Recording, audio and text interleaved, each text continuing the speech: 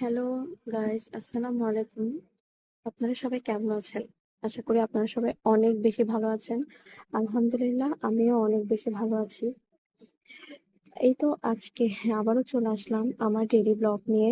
আমি যে তরকারিগুলো সবসময় ধুই আপনাদেরকে দেখাই, ওরকম আজকেও নিয়ে চলে আসলাম। এই তো এগুলো হচ্ছে কলমি শাক, যেটাকে আমি এখন ধুয়ে পরিষ্কার করি। আপনারা কি কেউ কলমি শাক খান? বা অনেকেই আছে খায় না, অ্যালার্জি নাকি সমস্যা করে। তো এটা হচ্ছে গরু গোস্ত আর আলু। এটা আমার শাশুড়ির জন্য। উনি আসলে কিছুই তেমন খেতে পারছে না, অসুস্থ অনেক বেশি। তো তার জন্য ওনার জন্য গরু গোস্ত গুলো রান্না করা হবে। তাই এগুলো একেবারে ধুয়ে মুছে পরিষ্কার করে ফেলতেছি একেবারে। আর আর এটা হচ্ছে তেলাপিয়া মাছ, যেটা আমি আজকে আপনাদেরকে একদম পরিষ্কার করে দেখাবো। এটা অনেক এখন এটা যেরকম কালো হয়ে থাকছে দেখতেছেন যে আঁশগুলা, ওগুলো আমি এখন ডোলে একদম পরিষ্কার করে ফেলবো।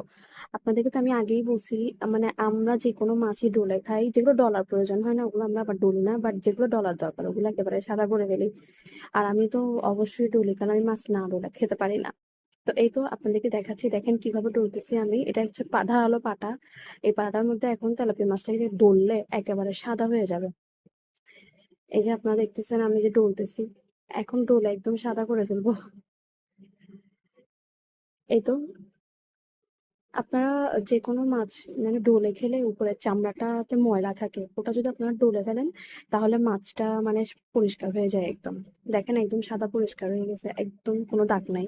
এখন এটাকে আমি ধুই নাই, জাস্ট পরিষ্কার করছি, যে মানে সাদা কালো কালো দাগগুলোকে আমি তুলে ফেলছি। যে এখন আমি এটাকে ধুবো ভালো করে। দেখেন ধোয়ার পর এটা আরো বেশি ধপধপে সাদা হয়ে যাবে একদম।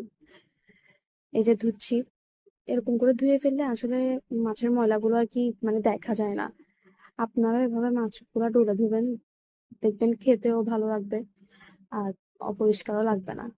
এই যে দেখেন মাছগুলো আমি একদম ধুয়ে ফেলতেছি, একদম সাদা হয়ে গেছে। যে কালো দাগগুলা ছিল ওগুলো একটাও নাই ওদের স্কিনে, একদম সাদা করে দিয়েছি আমি এগুলোকে পরিষ্কার করে। এই তো আজকের আমার ব্লগ। সবাই ভালো থাকবেন। আসসালামু আলাইকুম।